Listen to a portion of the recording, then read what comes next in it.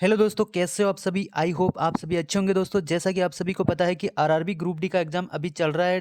ठीक है दोस्तों, तो मैं इसी के आधार पर मैं साइंस के पेपर का सॉल्यूशन करवाने वाला हूं, जो 19 दिसंबर की फर्स्ट शिफ्ट में पूछा गया है। ठीक है दोस्तों, और इससे पहले मैंने मैथ का पेपर भी सॉल्यूशन करवा दिया है। यदि आपने नहीं देखा तो जाकर देख लीजिए दोस्तों। और यदि आपने हमारे चैनल को सब्सक्राइब नहीं किया तो सब्सक्राइब कर लीजिए दोस्तों, और अपने दोस्तों तक शेयर कर दीजिए और लाइक करना ना भूलें।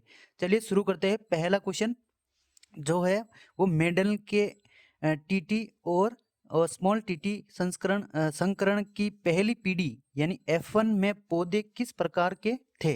तो ऐसा क्वेश्चन पूछा गया है दोस्तों 19 दिसंबर की फर्स्ट शिफ्ट में। ठीक है दोस्तों, तो इसका राइट आंसर हो जाएगा दोस्तों, जो सभी पौधे जो प्राप्त हुए ना F1 पीढ़ी में, तो वो जो है सभी संकर जो पौधे हैं जो वो लंबे पौधे हुए। तो आल हाइब्रिड टेल टीटी मतलब सारे जो हुए तो वो टी के बारे में हुए थे। ठीक है दोस्तों, तो सारे पौधे क्या है, लंबे होते हैं F1 पीढ़ी में। ठीक है, नेक्स्ट क्वेश्चन आया था दोस्तों, घरेलू वायरिंग में लाइव तार का रंग कोड क्या है ना दोस्तों। ये क्वेश्चन भी पूछा गया है। ठीक है दोस्तों, तो इसका राइट आंसर हो जाएगा दोस्तों, जो घरेलू वायरिंग का जो तार यूज करते हैं ना, जो लाइव वायर, तो उसका रंग जो होता है वो कैसा होता है, तो दोस्तों लाल होता है। ठीक है दोस्तों, और जो न्यूट्रल तार होता है ना दोस्तों, उसका रंग होता है काला। ठीक है, और दोस्तों जो अर्थिंग होती है ना दोस्तों, तो अर्थिंग का वायर का जो रंग क्या होता है, तो वो कैसा होता है दोस्तों, तो हरा होता है। या ऑप्शन में दिया हो सकता है हरा या पीला। तो इसका राइट आंसर हो जाएगा दोस्तों लाल। जो मेरी शिफ्ट यानी 8 दिसंबर की फर्स्ट शिफ्ट में पूछा गया था ना दोस्तों, जो जो फ्यूज वायर है ना दोस्तों, तो उसको जो अपने घरेलू में किसके साथ जोड़ा जाता है ना, तो लाइव वायर वायर जो होता है ना दोस्तों, वो उसके समांतर क्रम में जोड़ा जाता है। ठीक है दोस्तों, नेक्स्ट क्वेश्चन है दोस्तों, तीसरा नंबर का है, सोडियम का रासायनिक प्रतीक क्या है। तो सोडियम का जो रासायनिक प्रतीक दोस्तों है ना, वो पूछा गया है। तो इसका रासायनिक प्रतीक हो जाएगा दोस्तों Na, यानी इसको बोलते हैं सोडियम। जो दोस्तों इसका लैटिन नाम होता है ना इंग्लिश में, तो वो किससे बनता है, तो दोस्तों जो सोडियम का पहला अक्षर है ना नेट्रियम, तो इससे ही बनता है नेट्रियम, है ना। तो इसी से सोडियम की उत्पत्ति हुई है। ठीक है, नेट्रियम भी पूछा जा सकता है नेक्स्ट शिफ्टों में। ठीक है, तो ये आप ये ध्यान रख लेना, है ना। और दोस्तों जो जनरेशन से है ना जेनेटिक्स, तो आपको ये हेरिडिटी वाला चैप्टर आपको पढ़कर जाना है। ठीक है दोस्तों, यदि आपने नहीं पढ़ा तो आप नीरज सर से प्लेलिस्ट में सर्च कर लेना दोस्तों हेरिडिटी। तो जेनेटिक्स जो आनुवंशिकी है ना दोस्तों, तो उसको आपको पढ़ के जाना है। ठीक है दोस्तों, नेक्स्ट क्वेश्चन है दोस्तों, गोलीय दर्पण। तो आपको दोस्तों गोलीय दर्पण वाला है ना, तो उसका फॉर्मूले और सारा पूरा चैप्टर आपको पढ़ के जाना है। ठीक है दोस्तों, क्योंकि उससे हर शिफ्ट में क्वेश्चन पूछे जा रहे हैं। ठीक है, तो गोलीय दर्पण के जो परावर्तक पृष्ठ है ना के व्यास को क्या कहते हैं, ये पूछा गया है। ठीक है दोस्तों, तो इसका आंसर हो जाएगा दोस्तों, जो द्वारक होता है जिसको इंग्लिश में कहते हैं अपर्चर। ठीक है दोस्तों, जो गोलीय दर्पण जो होता है दोस्तों ऐसा होता है। ठीक है, तो इसका जो प्रवर्तक पृष्ठ है ना दोस्तों, तो उसी के बारे में जो व्यास है ना उसको पूछा गया है, तो इसको हम द्वारक कहते हैं। ठीक है, यानी इंग्लिश में अपर्चर। ठीक है दोस्तों, नेक्स्ट क्वेश्चन है, जो प्रागणों के नर युग्मक को वर्तिकाग्र से अंडाशय तक पहुंचाने में कौन सहायता करता है। तो दोस्तों जो परागण जो दोस्तों होते हैं, जो एक पुष्प का जो होता है नर भाग है ना, ये जो है मादा भाग। ठीक है, इस प्रकार से होता है गोलाकार। तो ये जो ऊपरला ऊपरला पार्ट होता है उसका नाम है वर्तिकाग्र। क्या होता है दोस्तों, वर्तिकाग्र। ठीक है, और दोस्तों जो नीचे वाला जो पतला सा होता है ना दोस्तों, तो इसको बोलते हैं वर्तिका यानी स्टाइल। इसको बोलते हैं स्टिग्मा, स्टाइल। और ये नीचे जो होता है ना गोलाकार, तो ये होता है ओवेरी यानी अंडाशय। ठीक है, ये होता है अंडाशय। ठीक है, और ये वर्तिका। ठीक है, वर्तिका। तो आप ध्यान रख लेना दोस्तों, इसके जो पार्ट है ना वो पूछे जा सकते हैं। ठीक है, और जो ये फीमेल ये तो है फीमेल पार्ट, और ये है नर वाला पार्ट। ठीक है, तो यहाँ से जो परागण निकलते हैं पोलन ट्यूब से, तो यहाँ पर आके वर्तिकाग्र यानी यहाँ पर आकर बैठ जाते हैं। ठीक है, और यहाँ से ही होकर नर जन्म सेल जो होता है वो इस एक ट्यूब होती है जिसे पोलन ट्यूब बोलते हैं, इसके माध्यम से अंडाशय में चला जाता है, बीजांड में। ठीक है, अंडाशय में होता है बीजांड, तो उसमें चला जाता है। तो दोस्तों जो ऑप्शन में दिया हुआ था ना, तो वो वर्तिका दिया हुआ था, यानी ये वाली ट्यूब है ना, इसमें से तो होकर जा रहा है आगे, है ना। तो इसी के बारे में पूछा गया है, तो उसको कहते हैं वर्तिकाग्र। तो इस क्वेश्चन का राइट आंसर हो जाएगा दोस्तों वर्तिका यानी स्टाइल। और दोस्तों जो पराग नली है ना, पोलन ट्यूब, ये छोटी वाली, इससे भी जाते हैं, तो ये भी पूछा जा सकता है नेक्स्ट शिफ्ट में, ठीक है। तो ये एडिशनल जानकारी आप ध्यान रख लीजिए, ठीक है। नेक्स्ट क्वेश्चन दिया गया था दोस्तों, जो न्यूमेरिकल से था, है ना।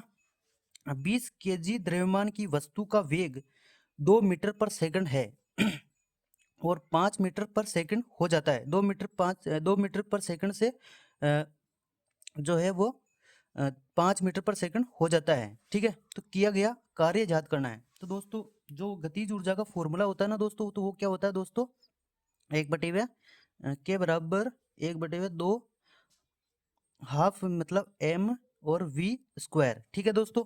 तो 2 से कितना हो जाता है दोस्तों, 5, है ना। तो इसको पहले सोल्व कर लेंगे, जैसे वेग में परिवर्तन हो रहा है, तो 2 से v का स्क्वायर करेंगे, यानी 2 का स्क्वायर करेंगे तो कितना हो जाएगा दोस्तों, 4, और फिर 5 का स्क्वायर करेंगे दोस्तों तो कितना हो जाएगा, 25, ठीक है। तो इस 25 में से इस 4 को घटा लेंगे, तो वेग में परिवर्तन कितना हुआ दोस्तों, तो 21, ठीक है। तो 21 मीटर पर सेकंड, ठीक है। तो इस फॉर्मूले में अब रख लेंगे, तो 1/2 और द्रव्यमान कितना दिया हुआ है दोस्तों, 20 किलोग्राम, ठीक है। तो 20 यहाँ पे लिख लेंगे, और परिवर्तन कितना हुआ दोस्तों, तो 21, ठीक है। अब 2 से 1 2 कट जाएगा, और 10 इससे गुणा होकर कितना हो जाएगा दोस्तों, 210 जूल, है ना, 210 जूल। तो कार्य का मात्रक होता है जूल, है ना। अब ये भी ध्यान रख लेना दोस्तों, यूनिट भी कंफ्यूज कर सकता है, ठीक है। तो गतिज ऊर्जा का फॉर्मूला आप याद रख लेना, और स्थितिज ऊर्जा का जो फॉर्मूला होता है वो होता है U बराबर mgh, ठीक है। ये आप ध्यान रख लेना, ठीक है। नेक्स्ट क्वेश्चन है दोस्तों, पाचन में जीभ का कार्य क्या है, पाचन में जीभ का कार्य क्या है ना। तो दोस्तों पाचन में जो जीभ है ना दोस्तों, तो वो क्या करती है, भोजन, तो वो क्या करती है, तो इसका राइट आंसर हो जाएगा दोस्तों, जो भोजन है ना, भोजन को लार के साथ मिलाती है, भोजन को लार के साथ मिलाती है जीभ जो होती है, और निगलने में सहायता करती है। और जो बाद में जो भोजन बनता है ना दोस्तों, उसको बोलस कहते हैं। वही अपने जो मुंह से होते हुआ अपने इसोफेगस यानी फूड पाइप से होता हुआ नीचे आमाशय पेट में चला जाता है, ठीक है। और दोस्तों जो जीभ जो होती है ना दोस्तों, जो उसमें लार में कौन सा एंजाइम पाया जाता है, ये भी पूछा जा सकता है। तो लाइपेज पाया जाता है, ठीक है। लार में लाइपेज नामक एंजाइम पाया जाता है, जो हमारे भोजन में जो होती है ना कार्बोहाइड्रेट, ठीक है, यानी ग्लूकोज, उसको किस में तोड़ देता है दोस्तों, स्टार्च में तोड़ दे, स्टार्च को माल्टोज में तोड़ता है सबसे पहले। जो अपने भोजन का पाचन कहाँ से शुरू होता है, तो वो मुख से होता है, ठीक है। ये आप ध्यान रख लेना, है ना। और दोस्तों जो न्यूमेरिकल है ना दोस्तों, ये वाला, तो ये हमारी शिफ्ट यानी 8 दिसंबर की फर्स्ट शिफ्ट में ऐसा क्वेश्चन पूछा गया था, केवल डाटा चेंज था, है ना। तो आप ध्यान रख लेना, न्यूमेरिकल जरूर आ रहा है, तो दोस्तों ये वाला पढ़कर आपको जाना है, ठीक है। न्यूमेरिकल इजी आ रहा है, ज़्यादा हार्ड नहीं आ रहा है, ठीक है। नेक्स्ट क्वेश्चन आया था दोस्तों, जो एल्यूमिनियम है ना, एल्यूमिनियम पर एनोडाइजिंग क्यों की जाती है, जो एनोडाइजिंग की परत क्यों चढ़ाई जाती है, ऐसा पूछा गया है, ठीक है। तो इसका राइट आंसर हो जाएगा दोस्तों, जो एल्यूमिनियम है ना, तो जो एल्यूमिनियम होता है ना दोस्तों, तो उसको क्या करते हैं, जंग से बचाने के लिए और सतह को कठोर बनाने के लिए, घिसाव रोधी बनाने के लिए उसको एनोडाइजिंग की जाती है, ठीक है दोस्तों। तो आप ये ध्यान रख लेना, ठीक है। ये क्वेश्चन पूछा गया है, तो इसका राइट आंसर यही हो जाएगा जो ऑप्शन में दिया हुआ था, ठीक है। नेक्स्ट क्वेश्चन है दोस्तों, किन दो तत्वों का किन दो तत्वों के नाभिकों में जो न्यूट्रॉनों की संख्या होती है ना दोस्तों, वो समान होती है। तो ऑप्शन में दिया हुआ था बोरोन और कार्बन। तो दोस्तों इसका राइट आंसर यही हो जाएगा, जो बोरोन है और कार्बन है ना, उसमें क्या होती है, न्यूट्रॉनों की संख्या समान होती है, ठीक है। जैसे बोरोन है ना दोस्तों, तो बोरोन का परमाणु क्रमांक होता है 5, और इसका जो द्रव्यमान संख्या होती है ना, जो दोस्तों ऊपर लिखी जाती है, वो होती है 11। और जैसे दोस्तों जो इसमें परमाणु क्रमांक है वो 5 है, और द्रव्यमान कितना है दोस्तों, 11। तो इसमें से हम घटा देंगे, द्रव्यमान संख्या जो होती है वो होती है न्यूट्रॉन प्लस प्रोटॉन, जो नाभिक में होता है, उन दोनों का योग जो होता है वो द्रव्यमान संख्या होती है, ठीक है दोस्तों। और कार्बन की जो परमाणु क्रमांक जो होता है वो 6 होता है दोस्तों। और जो द्रव्यमान संख्या होती है वो 12 होती है ना। जब 12 में से इसमें से घटा लेंगे तो क्या हो जाएगा दोस्तों, जो न्यूट्रॉनों की संख्या आ जाएगी वो 6 आ जाएगी, ठीक है। तो इसी प्रकार इसमें से कर लेंगे, जैसे 11 में से घटाएंगे तो कितना आ जाएगा दोस्तों, 6। तो न्यूट्रॉनों की संख्या क्या बराबर है ना, तो बराबर, तो यही इस क्वेश्चन का राइट आंसर हो जाएगा जो ऑप्शन में दिया हुआ था, ठीक है ना। ठीक है दोस्तों, तो आप ऐसे क्वेश्चन को भी पढ़कर जाना है, पूछा जा रहा है हर शिफ्ट में, तो आप ध्यान रख लेना, ठीक है दोस्तों। नेक्स्ट क्वेश्चन आया था दोस्तों, 10वें नंबर का है अजैविक कारक। तो दोस्तों आपको जो जैविक और अजैविक घटक है ना दोस्तों, तो उसके बारे में ऊपर ऊपर से पढ़ लीजिए भाई, कि जैविक कौन सा है भाई, निर्जीव कौन सा है, उनके एक बार आप उदाहरण देख लेना है, ठीक है दोस्तों। जो जो निर्जीव होती है ना दोस्तों, वो सारे क्या होते हैं, अजैविक घटक होते हैं। जैसे ये चेयर है, तो ये एक अजैविक घटक है, ठीक है दोस्तों।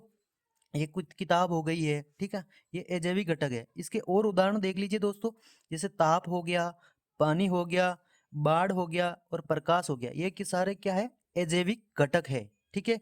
क्योंकि इनमें जीवन नहीं पाया जाता है, ठीक है। जिनमें जीवन पाया जाता है वो जैविक घटक है, ठीक है दोस्तों। तो आप ध्यान रख लेना, ठीक है। नेक्स्ट क्वेश्चन था दोस्तों 11वें नंबर का। नेक्स्ट क्वेश्चन था 11वें नंबर का है, एसिटिक अम्ल और सोडियम हाइड्रोक्साइड की अभिक्रिया कराते हैं तो क्या बनता है। मतलब जो दिए हुए थे ना दोस्तों, तो वो मतलब दो ऑप्शन दिए हुए थे, है ना। वो बताओ कौन सा सही है ना। तो एक दिया हुआ था उदासीनीकरण अभिक्रिया, और एक दिया हुआ था जब अम्ल और क्षार जब रिएक्शन करते हैं तो जो उत्पाद बनता है ना दोस्तों, प्रोडक्ट, वो लवण और जल बनता है। तो दोस्तों ये दोनों ही सही हो जाएगी, क्योंकि जब अम्ल और क्षार अभिक्रिया करते हैं तो क्या बनता है दोस्तों, प्रोडक्ट लवण प्लस जल बनता है, ठीक है दोस्तों। जैसे एसिटिक अम्ल का फॉर्मूला होता है CH3COOH प्लस का NaOH। सोडियम हाइड्रोक्साइड का जो फॉर्मूला होता है ना दोस्तों, वो सोडियम NaOH होता है, ठीक है दोस्तों। जब ये रिएक्शन करता है तो सोडियम एसीटेट, इसका फॉर्मूला भी आप ध्यान रख लेना दोस्तों, सोडियम एसीटेट का फॉर्मूला ये होता है ना, और प्लस वाटर बनता है, तो लवण प्लस जल बनता है ना। तो लवण प्लस जल बनता है, तो ये उदासीकरण अभिक्रिया होती है, ठीक है दोस्तों। ऐसा क्वेश्चन पूछा गया है, तो आप ध्यान रख लेना। जो रिएक्शन है ना, उनको भी आपको पढ़ के जाना, हर शिफ्ट में रिएक्शन आ रही है दोस्तों, है ना, तो आप ध्यान रख लेना, ठीक है। नेक्स्ट क्वेश्चन था दोस्तों, सूर्योदय से पहले और सूर्यास्त के पश्चात भी जो सूर्य जो है अल्प समय के लिए दिखाई देता है, ऐसा कारण क्या है दोस्तों। तो इसका कारण पूछा गया है।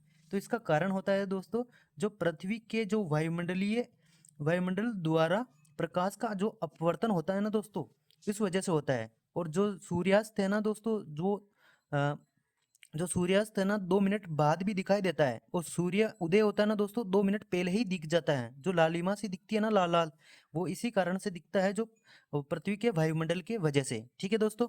तो आप ये चीज भी आप ध्यान रख लेना है कि भाई जो अपवर्तन के जो नियम है ना, वो भी आपको पढ़कर जाना है। जो अपवर्तन और परावर्तन के नियम हो गया ना दोस्तों, पूर्ण आंतरिक परावर्तन हो गया, तो आपको ये वाला चैप्टर भी पढ़कर जाना है अच्छे से, इससे भी क्वेश्चन पूछे जा रहे हैं, ठीक है, ध्यान रख लेना, नेक्स्ट सीट में पूछा जा सकता है।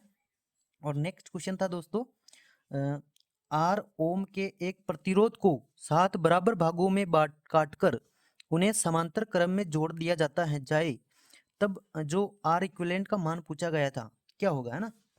तो दोस्तों जो 7 बराबर भागों में बांट रहे हैं, तो आर इक्विवेलेंट यहाँ पर लिख लेना है, फिर 7 बराबर भागों में बांट देंगे, तब जब इसको जोड़ेंगे तो दोस्तों 7/आर आएगा। लेकिन इसका कुछ और पूछा गया था, तो इसका आंसर आएगा दोस्तों, जो 7 तो ये हो चुका है ना, और 7 बराबर भागों में बांट रहे हैं, तो जो आर इक्विवेलेंट का मान आएगा ना दोस्तों, वो 7 × 7 यानी गुण 50, है ना। यही ऑप्शन में था, जो ये सही हो जाएगा, ठीक है दोस्तों, आप ध्यान रख लेना, ठीक है। तो जो प्रतिरोध वाला है ना, समांतर और श्रेणी क्रम, ये वाला भी पढ़कर जाना है, हर शिफ्ट में क्वेश्चन आ रहा है एक क्वेश्चन, ठीक है, तो ध्यान रख लेना। नेक्स्ट क्वेश्चन था दोस्तों, गर्भ निरोधक। देखो दोस्तों, जो पिछला वाला वीडियो डाला उसमें भी मैंने गर्भ निरोधक के बारे में बताया था, जो गोलियां होती हैं, और इस शिफ्ट में भी पूछा गया 19 दिसंबर की फर्स्ट शिफ्ट में, तो आप ध्यान रख लेना, ठीक है। तो गर्भ निरोधक जो गोलियां होती है, किस प्रकार जनन को प्रभावित करती हैं, ऐसा पूछा गया है। तो इसका राइट आंसर हो जाएगा दोस्तों, जो परिपक्व अंडाणु जो होता है के निर्माण को रोकता है, और जो फर्टिलाइजेशन होता है ना दोस्तों, जो उसको भी रोक देता है, यानी निषेचन को। तो इसको रोककर ये करता है, तो इसका राइट आंसर यही हो जाएगा। ठीक है दोस्तों, जो ऑप्शन में दिया हुआ था। नेक्स्ट क्वेश्चन था दोस्तों, जो साबुन थी ना दोस्तों, साबुन, ठीक है, तो साबुन जो होती है वो क्या करती है, तो साबुन के बारे में दिया हुआ था, साबुन जल में मिसेल बनाकर चिकनाई और गंदगी को हटाता है। साबुन क्या करता है, जो चिकनाई जो होती है जल में, उसमें मिसेल बनाकर चिकनाई और गंदगी को हटा देता है। ठीक है दोस्तों, ऐसा क्वेश्चन पूछा गया है, तो ध्यान रख लेना। जो साबुन वाला चैप्टर है ना दोस्तों, मिसेल और वो वाला चैप्टर आपको पढ़ के जाना है, ध्यान रख लेना ना, क्योंकि उससे क्वेश्चन पूछे जा रहे हैं। नेक्स्ट क्वेश्चन था दोस्तों, वॉशिंग सोडा में कौन सा तत्व नहीं होता है। सेम क्वेश्चन था दोस्तों, यही पूछा गया है। जो वॉशिंग सोडा होता है ना दोस्तों, उसका फॉर्मूला होता है एन Na2CO3।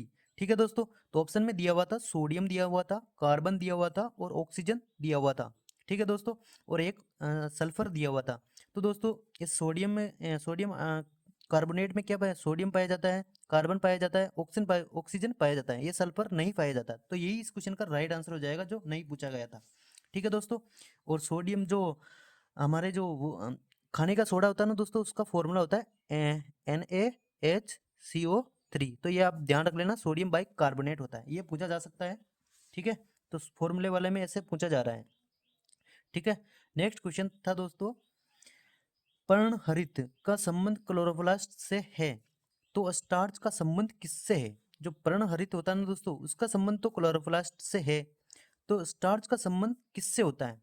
तो दोस्तों जो ऑप्शन में दिया हुआ था एमाइलोप्लास्ट, तो ये दोस्तों यही इस क्वेश्चन का राइट आंसर हो जाएगा, जो स्टार का संबंध है। ठीक है दोस्तों, क्यों, ये जो एमाइलोप्लास्ट है ना दोस्तों, एक प्रकार का ल्यूकोप्लास्ट ही है ना।